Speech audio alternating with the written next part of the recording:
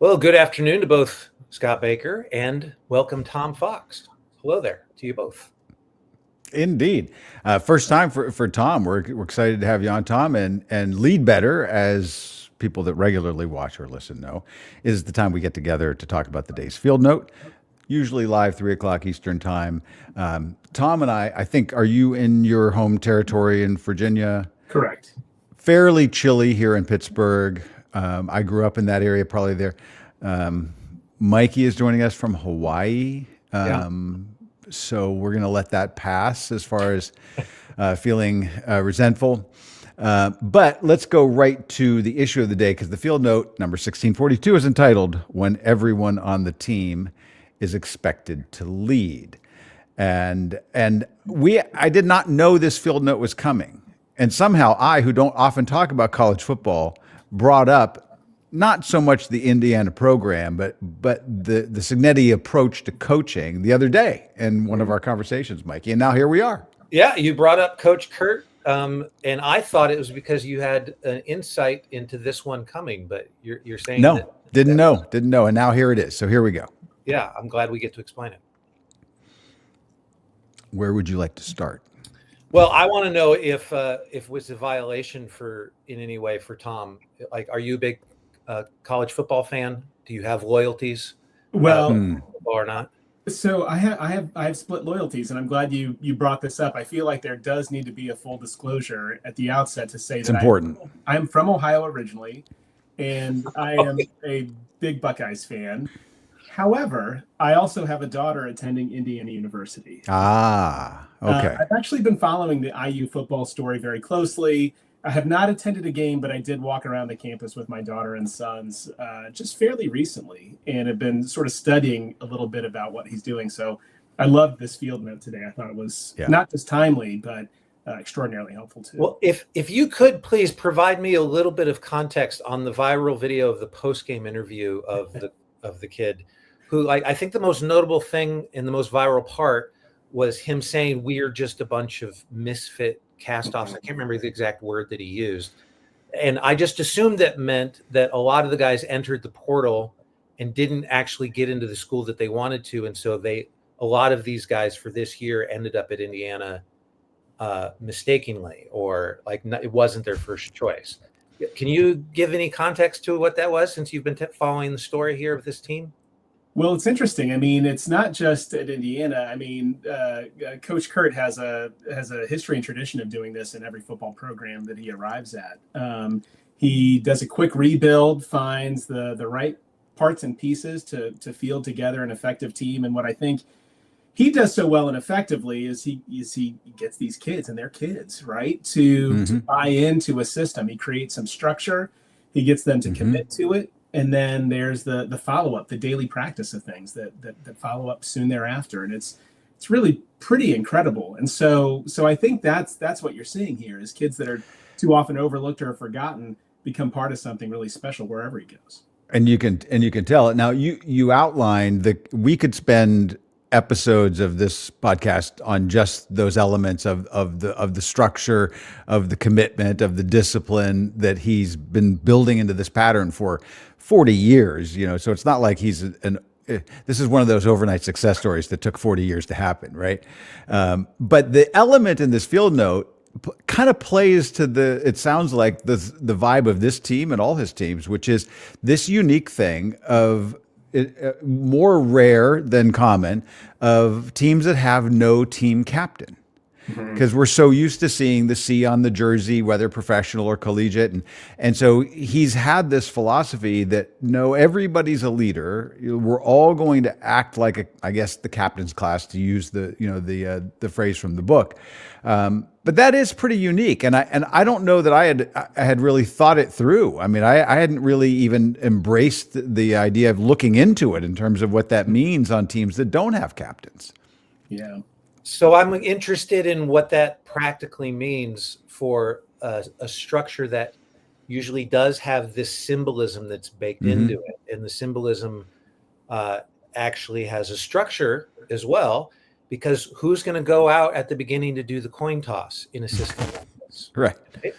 And I mean, I know that that's just like a bit of a flippant thing. The coin toss is flippant, but it does make me wonder. Like, okay, everyone who does this, are they just going to depend on Coach Kurt to be able to, just create a schedule and make it rotational, or is that an earned thing? How do you get that privilege? Yeah, typically it's earned. It's interesting. My youngest kids play soccer, and they have a rotating captaincy on their teams as well. So maybe this is a new trend that's sort of taking over even youth sports. And you said it very well, Mikey. I mean, the way you get recognized is not only based on your performance on the field, it's oftentimes your performance off the field. What is it you're doing during practice? How is it you're treating your teammates? Are you holding others accountable? Are you helping support their improved performance? That's the type of thing that I think you're seeing not only at IU, but in youth sports and even the highest performing teams. Like you said, Scott, it's really pretty rare that you see this sort of thing happen. But whether it's on the field or in the office, the most high performing teams have this sort of leadership responsibility that cascades throughout the team. Right. Well, Tom, in your work with high-level executives and in organizations, and certainly we have admired leadership, this sort of idea that everybody's a leader, everybody has a responsibility to make those around them better and to make situations better.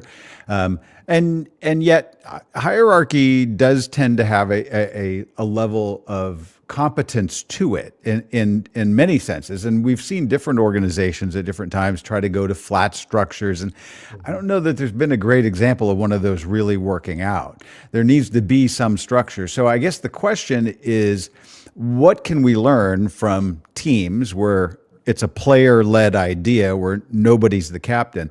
And how would that apply in our organizations, some small, some very large, without kind of throwing the whole thing into shambles? Yeah, no, absolutely. And I think what's interesting is, if you do study Coach Kurt, it's very clear he's in charge, right? You can even see the look on his face. This is someone who means business. And I think, whether you look at his example, or Scott, more to your question, when you look at an office, what they don't create is an entirely flat structure. Sort of the term is holacracy, right? It does work in some very limited instances. But what they do is they retain the structure that allows for efficiency and effectiveness in a workplace, but add to that this expectation that not all problems go up to the manager, the highest ranking leader in the organization. Instead, the expectation is that you push down, the opportunity to achieve goals, the challenge of solving problems to the level in the organization where it makes best sense. So just take, for example, a colleague who's not performing at the highest levels, even just basic full performance. What would you typically do in an organization? You'd report that to the manager. Hey, Tom's not holding his own. You need to talk to Tom. You need to give him feedback. You need to put him on a performance improvement plan or something of that nature. In a high performing organization that embodies this leadership at every level approach, instead, what there is a clear structure that says, all right, we're going to hold one another accountable. That makes us both more effective and more efficient. It also enhances your own leadership ability in the long term. What does that look like? That's the commitment. That means that we're going to have what are oftentimes termed difficult conversations with one another real time, so that these sort of problems don't linger or they don't end up sitting on the desk of a manager, but instead they're taken care of real time. And that requires a discipline to do it on a regular basis. I really love that structure on the field note, because I think it really does model what the best leaders and the best organizations do. So what ends up emerging is a couple of individuals who are a little bit more boisterous, a little bit more vociferous, right? And so does this just create room for the loudmouths to just kind of take over, right? And so the hierarchy will kind of exist. How do you create this so that it's a full team culture, so that the quiet kids are not staying the quiet left kids out? Yeah. Right. That's where the structure really matters, right? So it's not only just the most vociferous, but it's also, the people who, they're the gotcha types, right? Like, oh, Tom's not doing his thing, he needs to be better, right? Like, you don't want to create that sort of internal competition. You want the culture internally to be one that sort of embraces that level of the highest performance across all levels of the organization. So that structure is key. You don't want to simply just make a request or issue a dictate.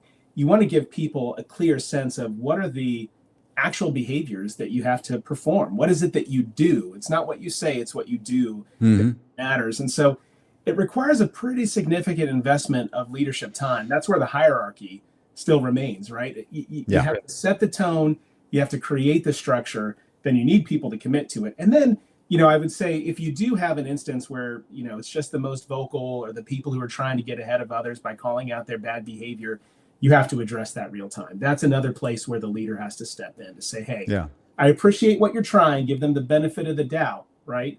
But we need less of that and more of this, right? You want to draw those distinctions for them. And Mikey, I wonder too, when you were pointing to kind of the misfits earlier on, in the good sense of that word, I wonder if part of it in college athletics now, because of the fluidity, because of the portal and everything else, you don't have the sort of the lineage and relationship sometimes between the players. There's maybe a more in and out. I mentioned the other day, right before Thanksgiving, I saw one of the captains of the Pittsburgh Steelers at Whole Foods, like just pushing a cart down the aisle, right? And I joked, it was kind of like, oh, I think I see Hagrid. There's like this giant person, and it was just Cam Hayward, and he was just, his wife told him to go to the grocery store, and you're like, okay, but you're a captain and you look like it, but you've been around for 18 years or something like that. He's 36, so there's time for the reputation to say, oh, this is one of our elders, right? Like we're going to get this imbued wisdom from the people that are the captains. Maybe you just can't do that with 19 and 20-year-old kids who just got to know each other. And maybe that creates more problems than it solves at that level. Yeah. And it also brings up the question, which is probably back to you, Scott. Like you mentioned that that Coach Kurt is from the Pittsburgh area. He's got some roots there. But it also means that this 40-year success story didn't work for 40 years.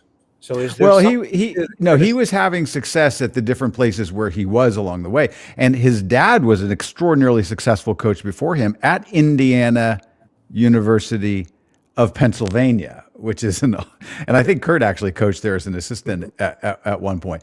So there's a long lineage of just football obsession going on. Right. And so I think that it probably is a thing where he's very consistent, but there's also, the Athletic and the New York Times did a profile of him the other day, and they were like, he also has made changes. He adapts to situations. He's actually more media friendly now in some ways than he used to be. But I like this element of how he's creating leaders out of the kids. But at the same time, as Tom was just saying, it's not like it's just we're doing jazz here. Like it's a very set program. He does 90-minute, practices that are very disciplined, gets people out faster than other teams. And one of the players that played for him at one of the other schools said, it was tape over and over and over again. Is it a 3-inch step or is it a 6-inch step? Is it a 3-inch step or is it a 6-inch step? It's like there's a precision to everything that he's doing. But then he's building a team where you saw it in the enthusiasm of that kid after the game. Right. So what about Miami, right? Is it good criticism to say, well, he didn't have the success in Miami that he's having in Indiana, so he's just getting lucky now? Like how do we answer that?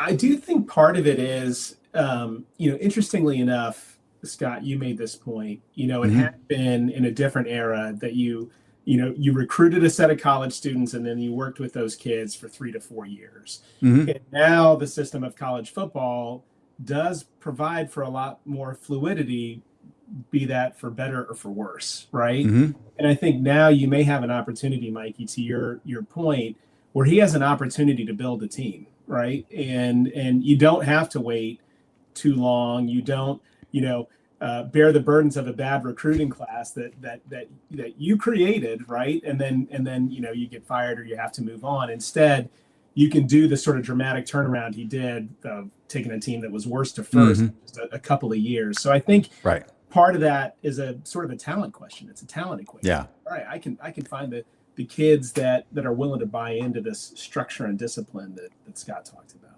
Yeah, I like it.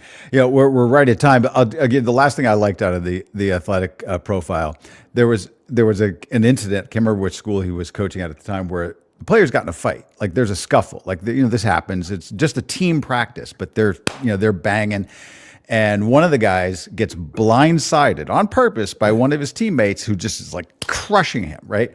And so back in the locker room, back in the tape room, it's not the coach being like disciplining them for the fight. He's going after the video and saying, Willie, how did you get blindsided here? Like, how did you let that happen? It was a technical instruction on how you lost the fight.